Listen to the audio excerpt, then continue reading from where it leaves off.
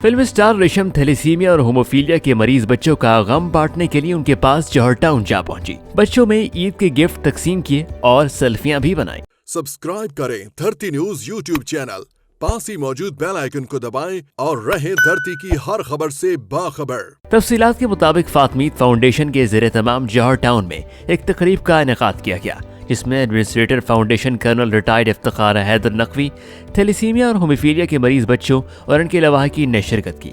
तकरीब की मेहमान खसूसी फिल्म स्टार रेशम थी। अदाकारा रेशम बच्चों के पास गईं और उनमें ईद के गिफ्ट तकसीम किए।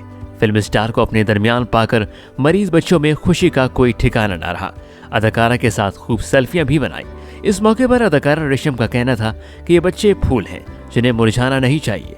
उन्होंने कहा कि मैं अरसा दराज से थैलेसीमिया के मरीज बच्चों के साथ हूं और लाहौर समेत फैसलाबाद, पेशावर और दूसरे शहरों में इन बच्चों के लिए फंड रेजिंग मुहिम का भी हिस्सा बन चुकी हूं।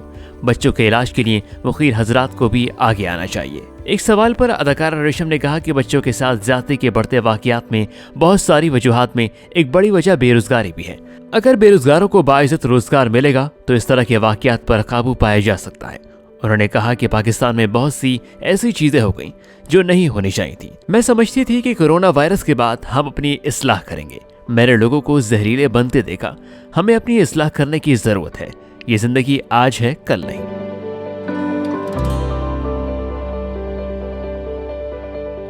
सब्सक्राइब करें धरती न्यूज यूट्यूब चैनल, पास ही मौजूद बेल आइकन को दबाएं और रहें धरती की हर खबर से बाखबर।